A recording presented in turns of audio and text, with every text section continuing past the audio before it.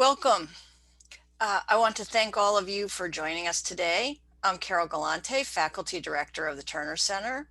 I'm very glad we can come together to talk about this critical moment for housing. The events of the past year, from the pandemic to the murder of George Floyd, have underscored the inequality and disparate impact on health and well-being of where you live. And yet I've seen so much energy and excitement among advocates, researchers, developers, funders, and communities, government partners to focus on housing affordability and its intersection with health, climate change, and racial equity. There's great optimism that with a new administration, that has made these interconnected issues a key priority, this is a moment to build political will and momentum to make investment and systems change in housing happen.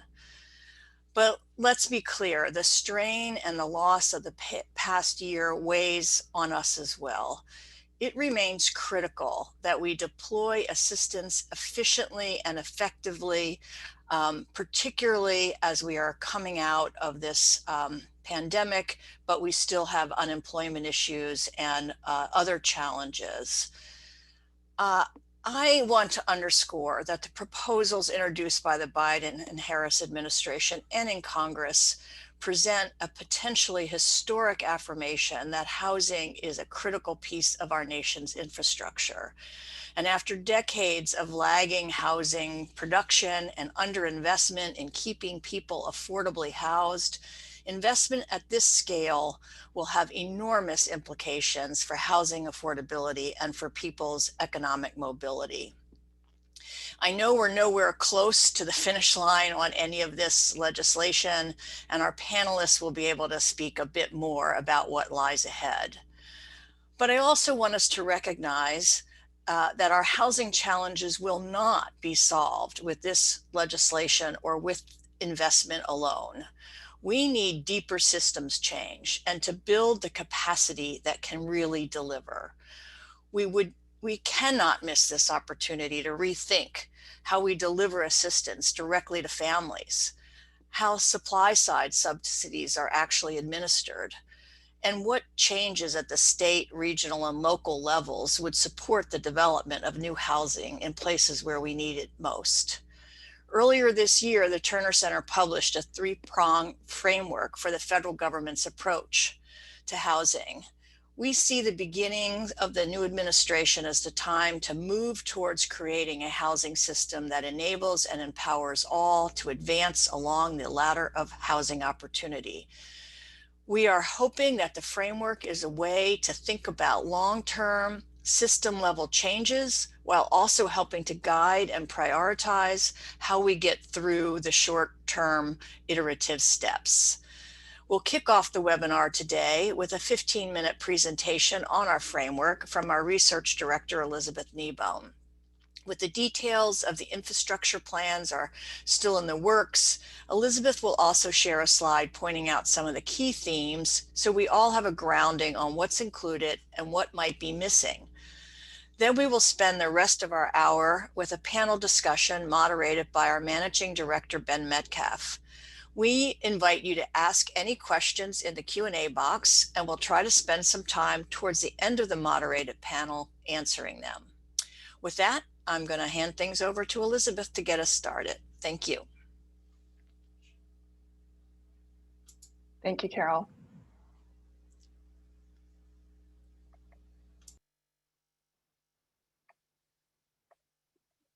And thanks everyone for joining us today for this really important discussion and timely discussion. As Carol mentioned in her remarks, some of the impetus for the Terner Center putting together this framework, publishing these recommendations, was the opportunity that comes with the new administration, the timeliness of that transition. But it's not only that, it's also a recognition of the really urgent and multiple crises that the country is grappling with. Crises that really demand immediate action, but also lay bare longstanding systemic inequities that have undergirded our system for decades. I mean, we know, as Carol just mentioned, that we are still not on the other side of the pandemic, which has taken a terrible toll in human life and human health. It's also had a deep and severe impact on our economy. Unlike the Great Recession, which was the last deep recession we dealt with that played out over a protracted period, this downturn hit immediately and dramatically, and we are still more than 8 million jobs in behind where we were in the pre-pandemic period. So it's still a long path to recovery economically. We know that that's created economic instability for a number of households, millions of households across the country, which is layered onto a longstanding affordability crisis in our housing.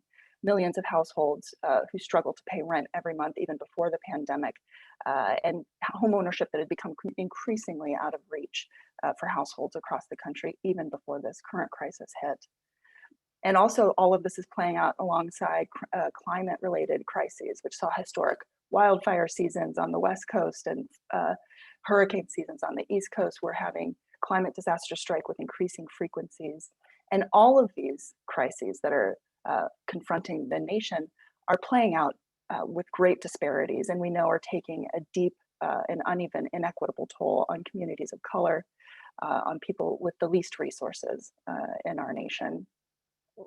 And at the center and core of a number of these challenges are housing and land use decisions and policies that have played out over decades that have laid the groundwork for the inequities that we're observing and are exacerbating many of these challenges.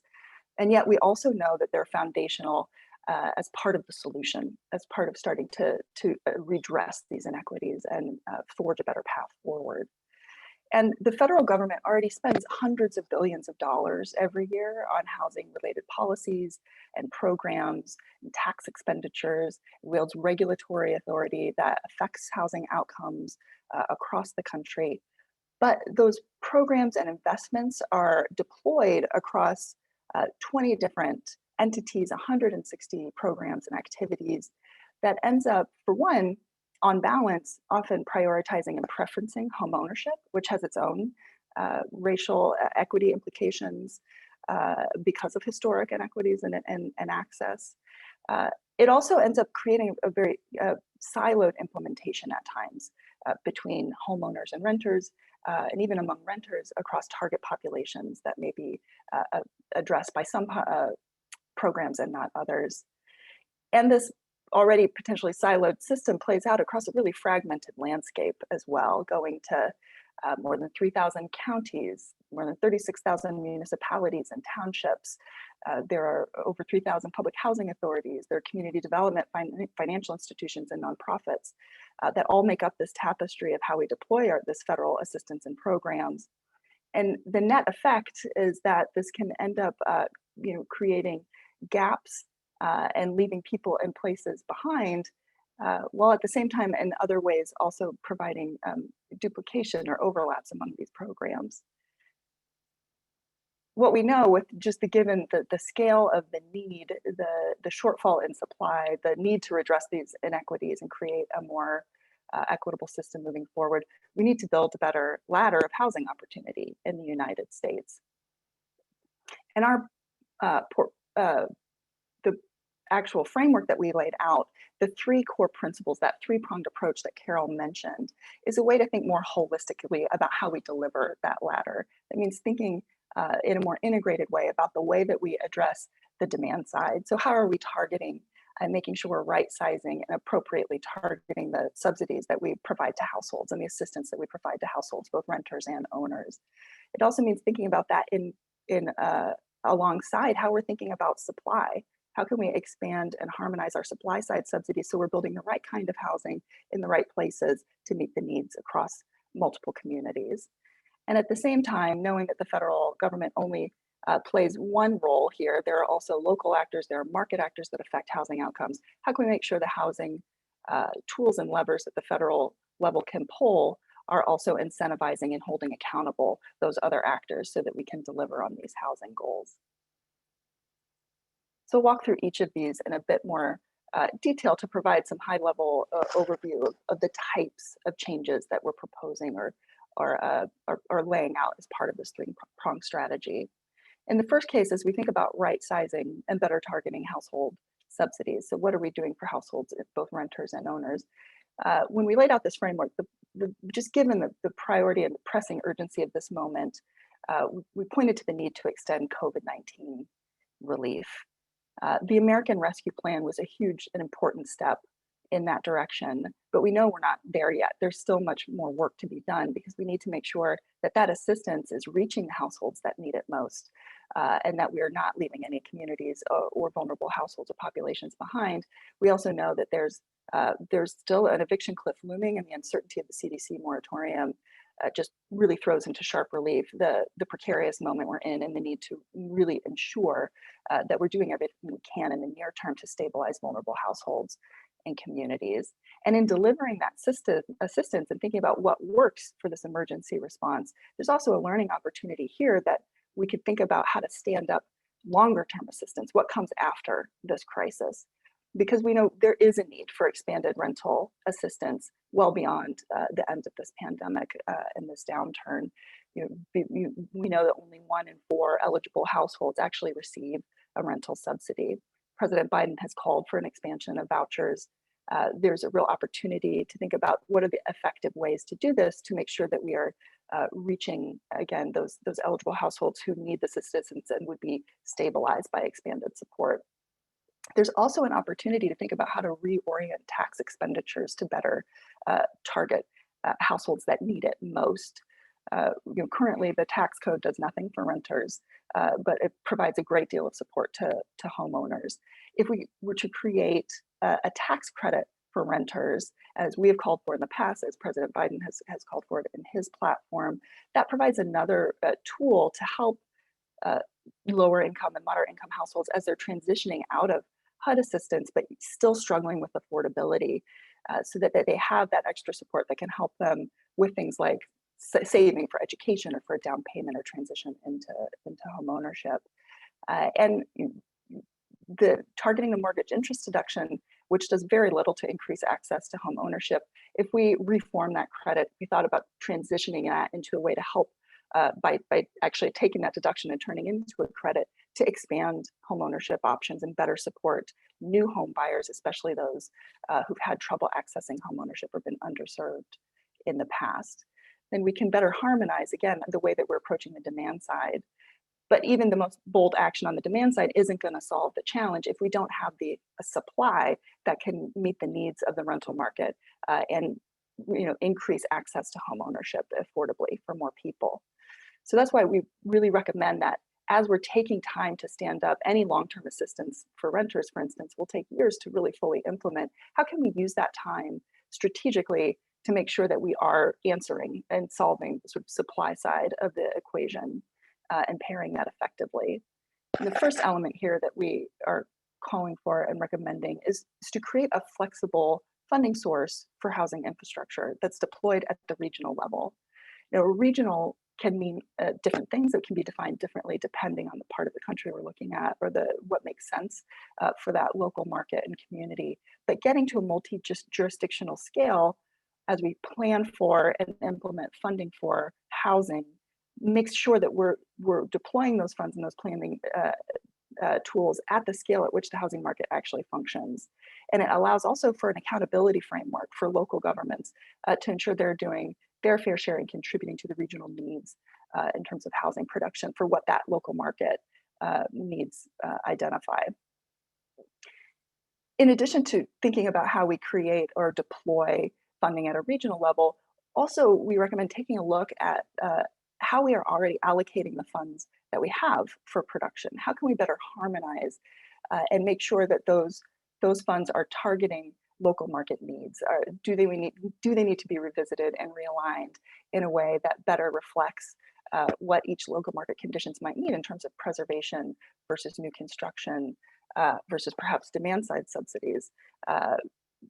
That we can, for one, rejigger and make sure that we're really targeting those funds effectively, but also harmonizing them so they work more seamlessly together so that we can cut administrative red tape and the time that can often go into trying to weave multiple funding sources together to produce housing. But we also suggest, as we talk about this ladder of housing opportunity, it can't just stop with affordable housing. And we really see an opportunity to remove those silos as well between thinking about affordable housing market strategies and market strategies, because you need that next rung for families to move out of assisted housing and into more affordable, non-subsidized options for rentals and for home ownership. So this tier of recommendations is around how can the federal government think about things like the Federal Home Loan Bank, the FHA, the GSEs, providing the sorts of products that could support a more diverse array of housing types that offer affordability without subsidies. So there really is this more robust continuum of housing options across different types of markets. We also, as I mentioned previously, know that the federal government only pulls so many levers, and there are a lot of other actors that need to be a part of this process, both in terms of the local regulatory landscape and lending practices and private market practices that all influence housing outcomes and equity and sustainability goals. So one, we call here to reactivate and strengthen the federal regulatory framework. I think recommitting to AFFH, as the Biden administration has done, affirmatively furthering fair housing, is a really important first step. Continuing to think about how we can strengthen and improve the implementation of that tool, along with others like the Community Reinvestment Act, the GSE's duty to serve, to really ensure that we have the right, again, accountability framework and enforcement mechanisms in place to ensure that localities and private market actors are really meeting their obligations for fair housing, for sustainability goals.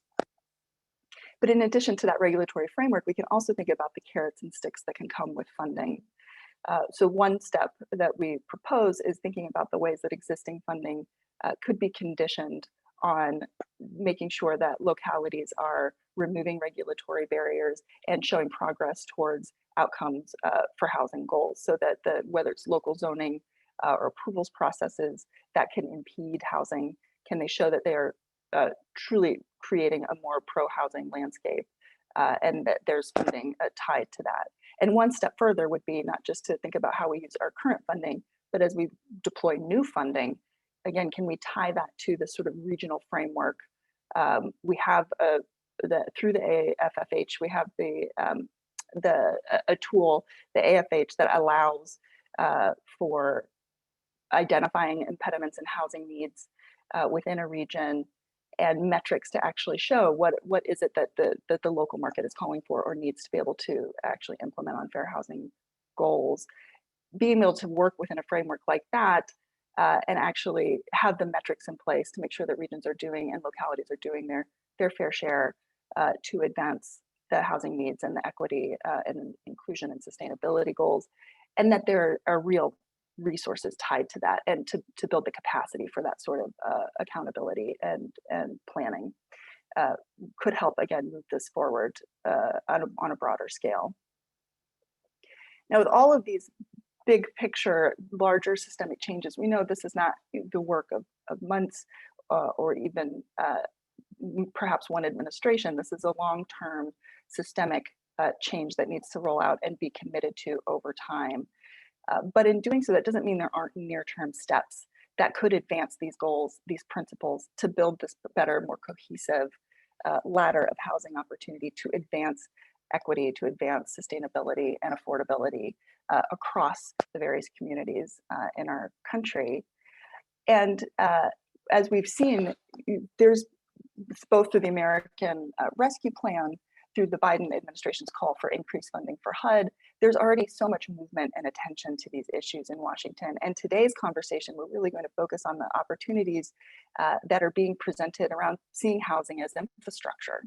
Here is just one quick overview slide to show a few of the big proposals that have been put on the table in DC, from the White House's American Jobs Plan, which really focuses on $213 billion in housing infrastructure investments, from subsidized rental stock to maintaining and improving the public housing stock, to affordable home ownership options for more lower and moderate income households. Additionally, it addresses those regulatory barriers that come from local zoning and tries to create incentives for places to take steps in the right direction.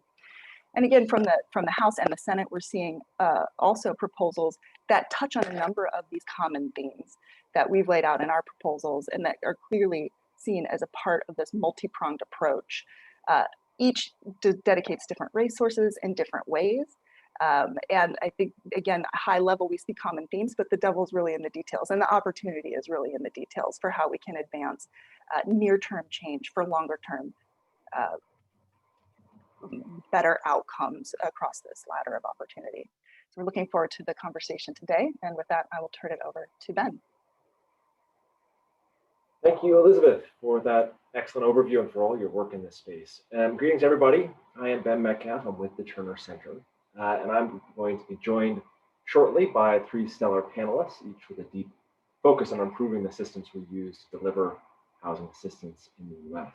I'll introduce each of them, and then we'll spend the rest of our time today getting into a conversation on these infrastructure plans as it relates to the framework that Elizabeth laid out. But first, before we get going, a housekeeping note that we will be taking questions from the audience. So please do drop your questions into the Q&A box at the bottom of your screen, and we'll try to get to as many as we can. And now for our panelists. First off, I want to introduce Ismael Guerrero, who Mercy Housing was very lucky to land as their new CEO last year. Before joining Mercy, he was the executive director of the Housing Authority of the City and County of Denver, well over a decade, and was regarded nationally as an expert in improving and rethinking voucher administration and mixed income financing of housing. We also have Jacqueline Waggoner, who is president of the Solutions Division at Enterprise Community Partners, where she leads the team driving Enterprise's policy and advisory work. And prior to taking on that important role last year, she served as Enterprise's Southern California market leader, driving investment there and shaping local and state policy conversations. And last but not least is Buzz Roberts, CEO of the National Association of Affordable Housing Lenders. I was lucky to get to see him in action, shaking things up in his previous role in the Obama administration, where he led the U.S. Treasury's Department on a host of housing and community development matters. So, thank you. Let's get going. First of all, we don't actually know much about the details of the administration's infrastructure plan, or really know how this plan might be brought together with those coming out of the Congress. You guys are privy to more conversations probably than most of us with folks inside the White House and on the Hill.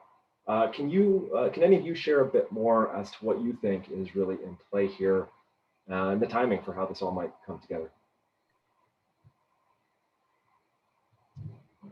I can get started with that. And thanks to you, Ben and Carol and Elizabeth and the Terner team for all your work on this and for this webinar. And I'm very happy to be included in it. I do think there is a lot of white space that the Congress will be filling in on the administration's plan. As you mentioned, the administration has said they want $213 billion for housing, principally affordable housing. They haven't given a ton of detail on that. But one of the, I think, in addition to the few things that they did mention, there's plenty of room here for a major expansion of the low-income housing tax credit, additional money for home and perhaps CDBG, substantial money for public housing capital improvements. The administration has already proposed $40 billion for that. I wouldn't be surprised if some on the Hill want to go substantially above that, as well as additional money for the Housing Trust Fund and Capital Magnet Fund. So I think there's a lot more that the administration has in mind. It would be odd for them to come up with such an unround number as 213 billion without having some more thoughts on that. We do hope to see some more detail when the administration releases its detailed budget for 22. In part because at the same time we're expecting the Treasury Department to issue its so-called Green Book of tax proposals. And I think that's where we'll start to see more detail on what they have in mind for the low-income housing tax credit. I can jump in here a little bit. I also echo the shout out to the Terner Center and all the leadership of this great report. Like Elizabeth said, it really, the framework that's outlined there, it is really nice to see that it's aligned with how all of us are thinking. The same is true for enterprise community partners. A lot of what's been framed there is what we've been pushing for as well.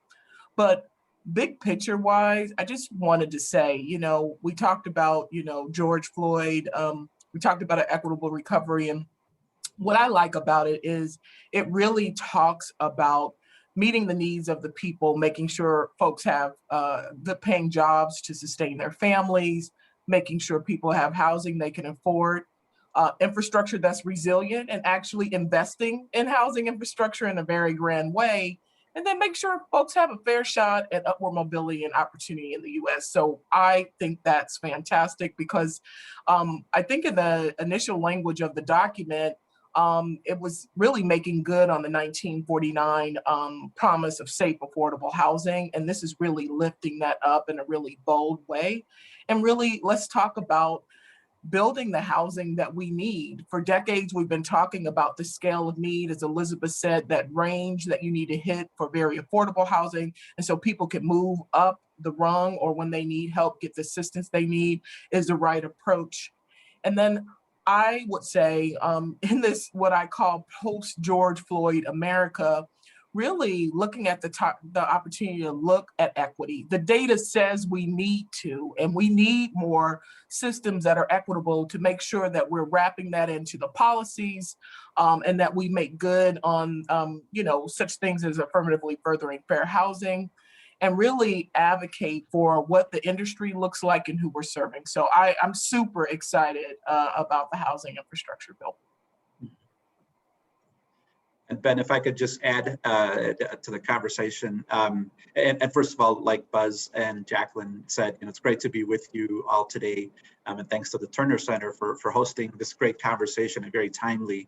The only thing I would add to what's already been said is in terms of the momentum right now that we're seeing in DC, I think it's heartening that it's really, I think, a reflection of listening to and seeing what's happening out in our communities, where households and families really are still hurting.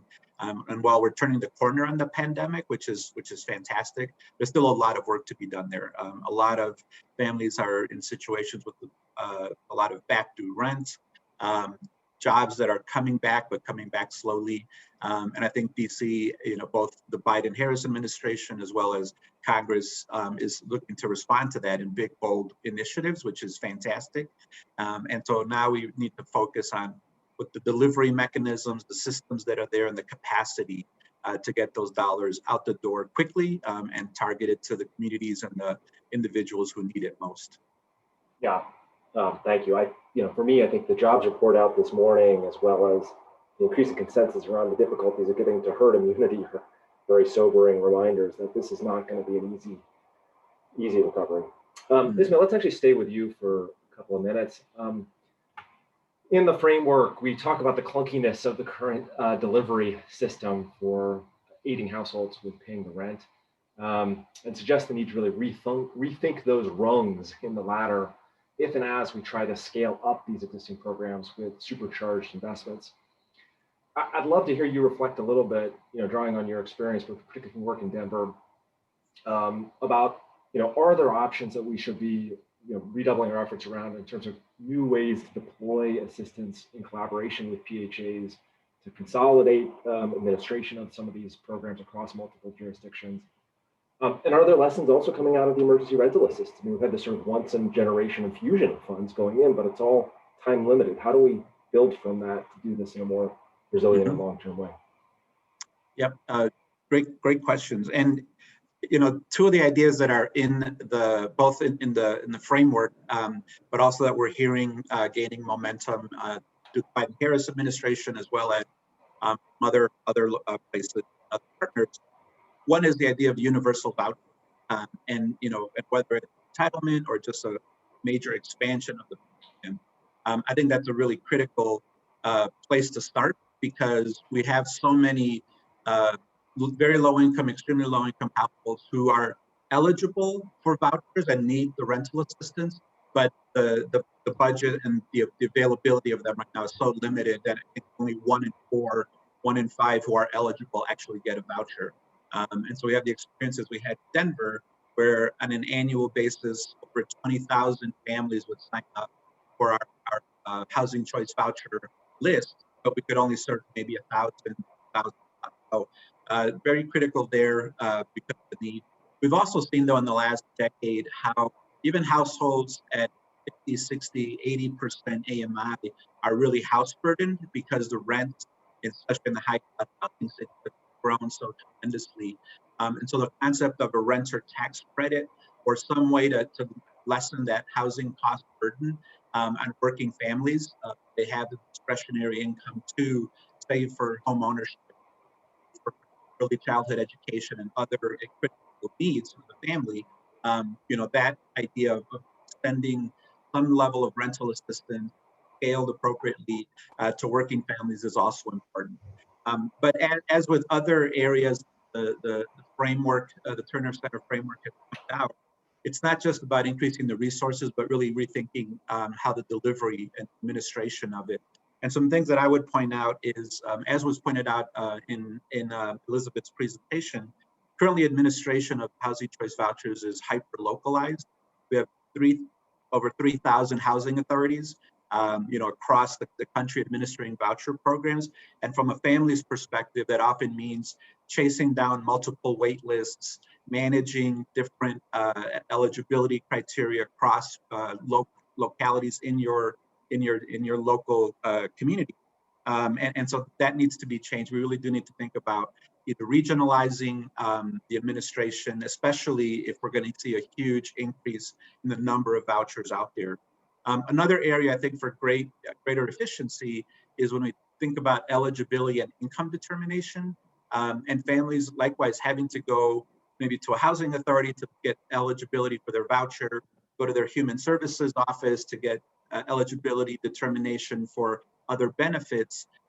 Why can't we have a single point of within the human services agency likely where eligibility and income determinations can be developed, can be had, and recertifications can be done rather than families having to go to multiple departments, multiple offices to do that.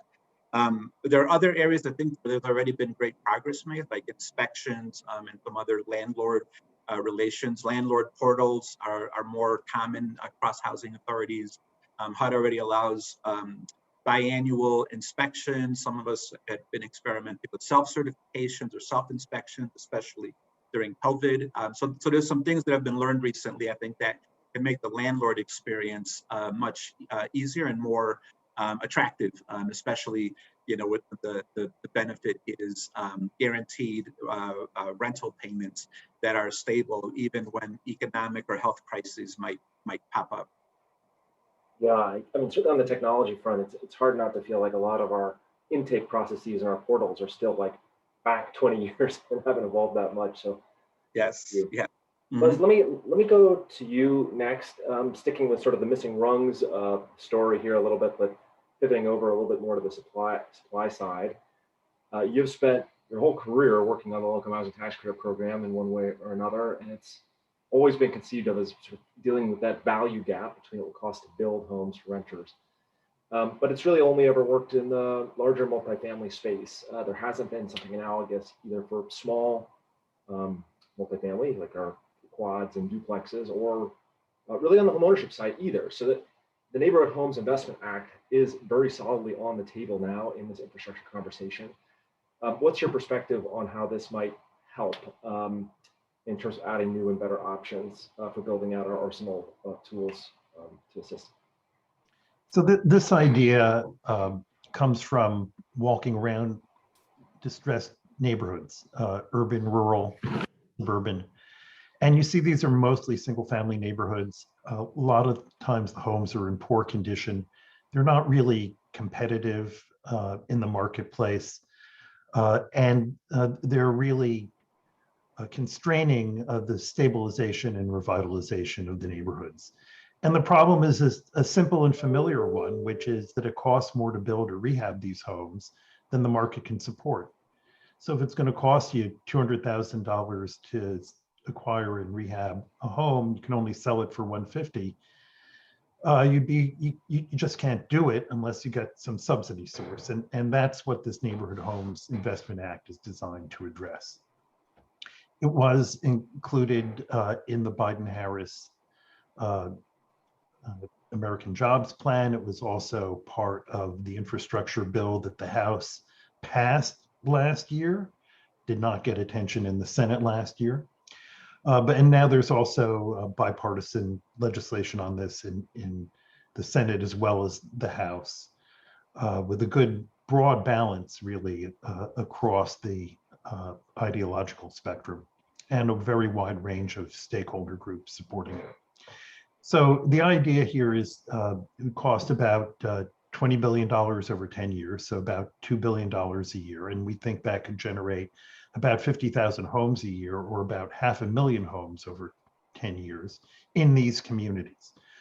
And obviously it speaks to a real shortage of starter homes, the need to stabilize these communities. And I think to Jackie's point, 63% of these neighborhoods are majority minority neighborhoods. So there's a very clear racial equity component to this, and could be an important part of building minority home ownership.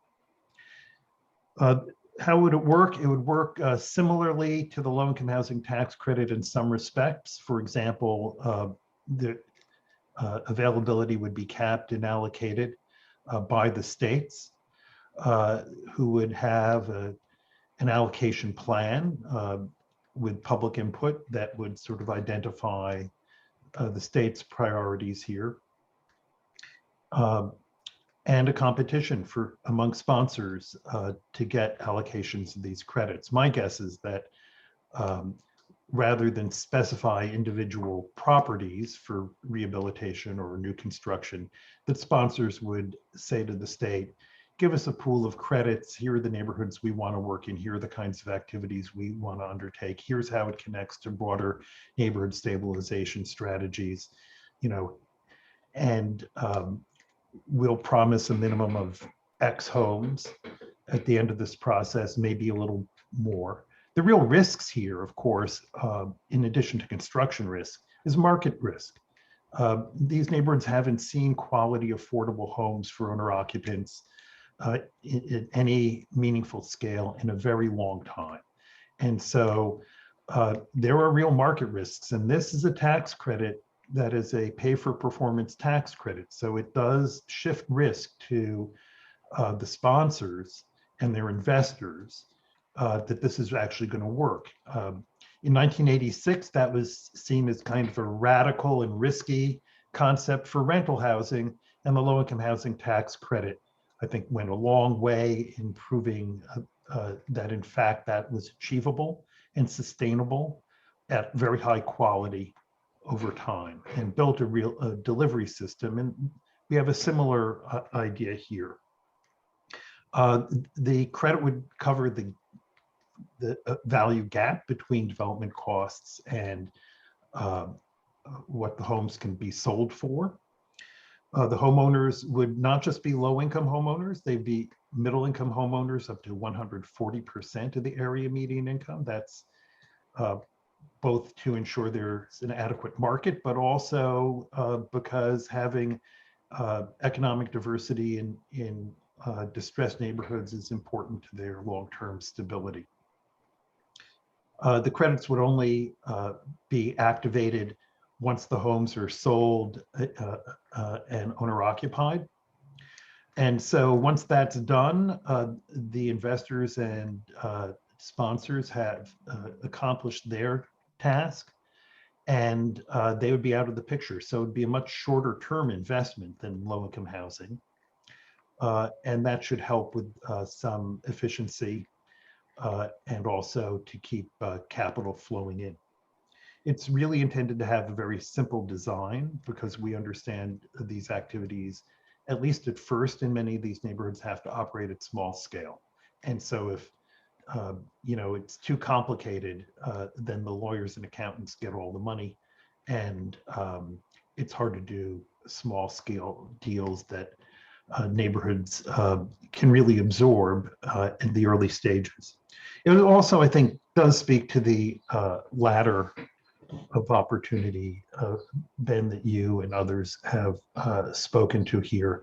And I think there are implications for rental housing, because in these neighborhoods, the greatest threat to the rental housing there is the neighborhood's instability. And so if you can stabilize that neighborhood, you're going to stabilize everything in that neighborhood, including the rental housing stock there. So in addition to that, there are a lot of folks who are currently renters who want to be owners, who can be owners, but unless there are homes for them to buy, then they're stuck in the rental market. And if we can help some of those folks to move into ownership, then we can make more room in the rental stock that we currently have.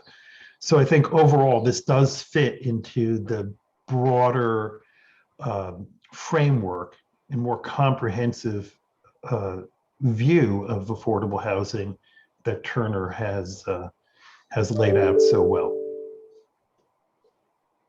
Thank you, Buzz. That's really helpful. Jacqueline, you were out at the House Financial Services Committee hearing a couple of weeks ago, and you testified that the reality of federal housing and community development programs is that they are scattered across multiple agencies and lack common reporting requirements.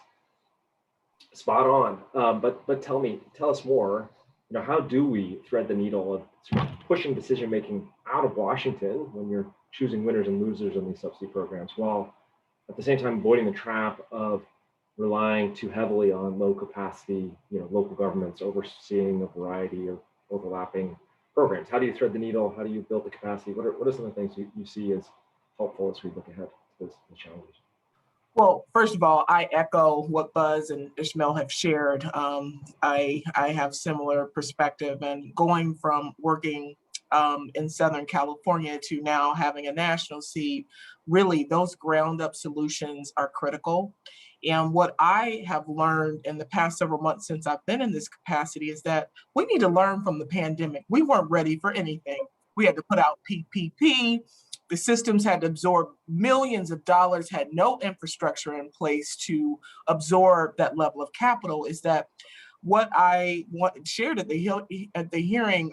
Some of the things that I shared is about investing in systemic change, investing in those systems and their capacity building, and as well as a sponsor. To Buzz's point, like, you can't lay it all with these housing providers. They're small businesses too, that we have to invest in them. So like Buzz mentioned, the importance of home, CDBG, even Section 4 to support people from living from grant to grant to do the work.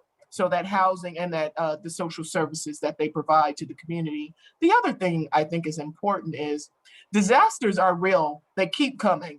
So could we really do something about being consistent in design across the country and in the local region about green and resilience investment in infrastructure? Because it costs us billions of dollars every time a disaster hits. And so is there some way that there could be something at the national level and the local level where there's better absorption and focus on resilient and greening of housing? I think the other thing that I would mention is that if we're looking to be efficient and effective, Carol kind of hit on this, like these systems being able to absorb these resources. The housing ecosystem is huge, right? You got the housing providers, you got the developers. I think that we need to invest in the systems too. I think that people are generally, again, good with brick and mortar because they can count how many units, how many people are served, but there are people behind that making that more effective. And some of the things that I wanted to get across during the hearing is the importance of green and resilience housing, making sure there's housing people can afford, and the housing tribe, we know what we're doing, right? When you think about transportation, housing, and all of the different things, when we've had money come in from the past, we've been able to deliver on jobs and housing much faster. There's a project ready in every single county across this country, and we can get people back to work and really absorbing those resources while we're still working to do that systemic change to make it stronger. And then last but not least, The data says that in order to have an equitable recovery, we must focus on equity. So data is telling us what we need to do with those resources. We need to actually apply it and stop talking about it. I'll stop there. Awesome. I love it. Thank you. We are starting to get our chat box, Q&A box filling up here. So I want to actually turn to some of the questions coming in from our audience and start to throw them to you as jump balls, and you guys can take them. One here that I'm looking at is a question that's asking about middle income housing. So, the question is, do we need to develop a new subsidy program to help developers to better serve this, or are there ways within what's on the table that propose to do that, or ways that are sort of light touch from a subsidy perspective? What are your thoughts here? We heard a little bit of homeownership, of course, but what about on the rental side?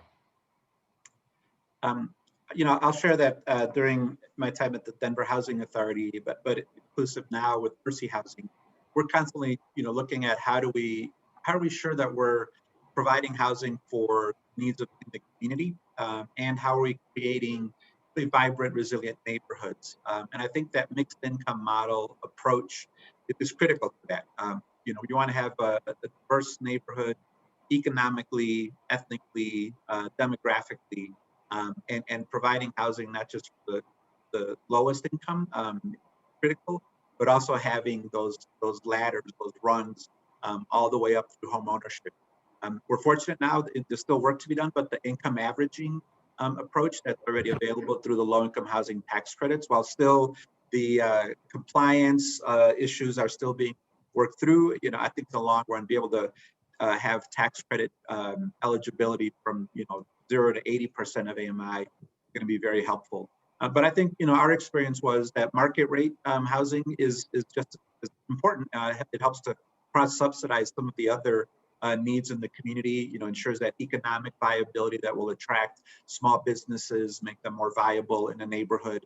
You bring other amenities and services that may be lacking in the neighborhood, so a more complete neighborhood is achievable when you have that a full mix of incomes and housing types and tenures.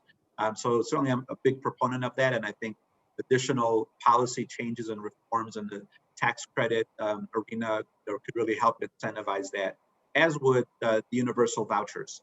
Having that rental, being able to, for landlords, property owners to get fair market rent across the board, regardless of who they're housing, I think it would be an important catalyst for more mixed communities.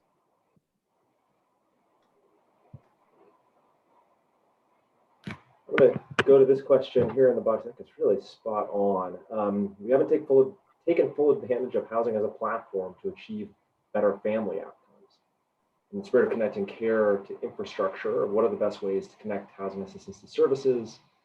Will designated services funding be needed? What are the vehicles to deliver? I think that's a great question, because I think in all the talk around housing as infrastructure, maybe that part of it gets short shrift. Thoughts from any of you on this one? I have a couple of thoughts. One is, we're not using the tools that we already have. A lot of people are not even aware that part of the low-income housing tax credit is the availability to use those credits to finance the construction of community service facilities as part of those projects, to the extent that they're in low-income neighborhoods. And so that could be childcare, healthcare, recreational, all kinds of community services. I've very, very seldom seen this used, and I think it's something that the housing system has to really think about better. A second point is, we in housing have mostly focused on three big policy levers: tax, spend, and regulate. But we've never tapped the biggest lever of them all, and that's entitlements. That's really where the money is in this country. And just think about how we could use Medicaid and even Medicare to support affordable housing in much more independent settings for the elderly and disabled. It would save the health entitlements tons of money, because services could be provided much more cost effectively in community settings. And of course, it would advance affordable housing. So those are just a couple of ways that we really should do better. One last thing, there is talk about adding a social services or component or resident services component to the low-income housing tax credit through additional probably tax-based subsidies, although that's still a little bit up in the air. But this is something that is going to get some attention over the coming months. You know, there's a great program out there as an example that we don't talk about enough, I think, which is when the Veterans Administration and HUD came together, use the VASH program. You know, and VASH vouchers have gone a tremendous way, not just to bring housing to formerly homeless veterans, which was, you know, critical and a national priority, but to match the service dollars, the mental health services with that voucher. So I think there's really great opportunity right now as we think about systems change, to think about how does HUD and Health and Human Services really partner together through service enriched vouchers, by tying housing and service delivery more closely together. And as Buzz just said, one of the biggest sources of funding for some of the most critical needs, the most intensive case needs for particularly people coming out of chronic homelessness into permanent supportive housing, is Medicaid. And we just haven't done enough to tie those two, the vouchers and the Medicaid reimbursements together. So huge opportunities, I think, for the Biden-Harris administration, again, to really think about systemic level change, how we think about housing as a platform and a delivery mechanism for the social services that those residents and families need. I just want to share one quick thing. I was talking to a woman that was formerly homeless for 20 years, and she's been housed for 20 years yesterday. And one of the things she said is, where are the programs like family self-sufficiency so that we could talk about what Elizabeth was getting people to the other rungs, or tapping into other resources, like investing to them what opportunity looks like, better jobs and other things. And so she was saying the power of that, and that helped her tremendously and has helped her stay housed. So programs such as that, so people can begin to think about what their future is beyond where they are today. So I think there is social service money. There's always more. Ismael could probably say, that's where the private sector could really come in and play a larger role, because we need to meet people where they are, and people are not monolithic. You need multiple types of services and resources to help folks. So. Mm-hmm. Makes sense. I want to do this question. We're nearing the end of our hours. This, I think, will be our one to end on here, but I like it. It's asking a provocative question. So I'll paraphrase a little bit. American Jobs Plan seems to increase production by further investing in the same funding programs that we've always had on hand. In beginning to view housing as infrastructure, does that give us an opportunity to shift how we finance and how we subsidize affordable housing construction? I guess segueing from that, like what in all of this is most interesting to each of you in terms of offering us sort of some new approaches of doing things, not just doing more of what we've done, but doing things differently that we haven't touched on yet.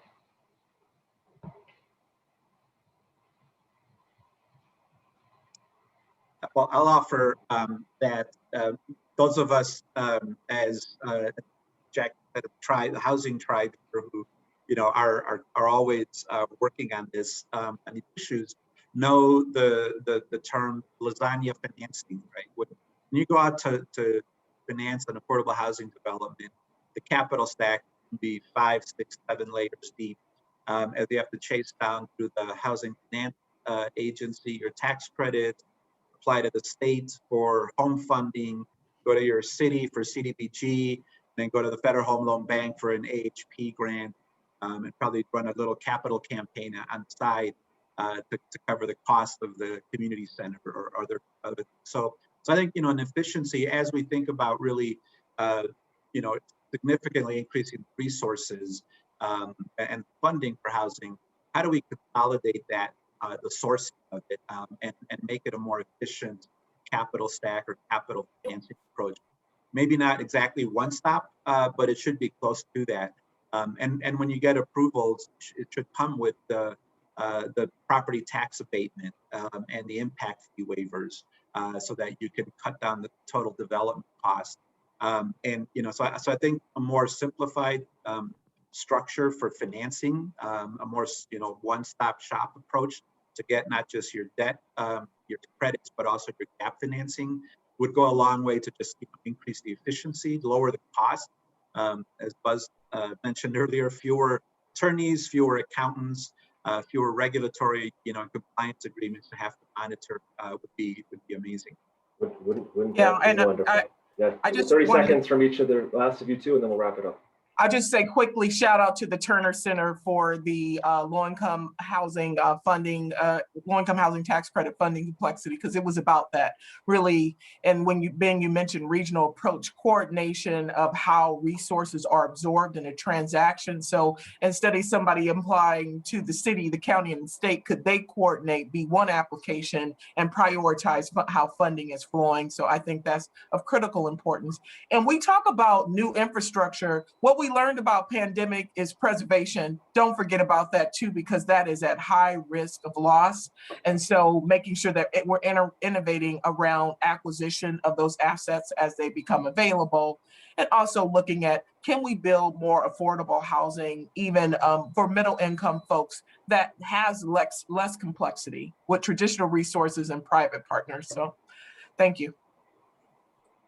Just a couple of quick points. The bipartisan, bicameral low-income housing tax credit legislation that was just recently reintroduced in both chambers does try to get at this a little bit by deepening the level of subsidy that you could get from tax credits. And this is just part of a never-ending campaign. So we just achieved the 4% minimum rate, which is going to help maybe take a couple of layers out of the lasagna.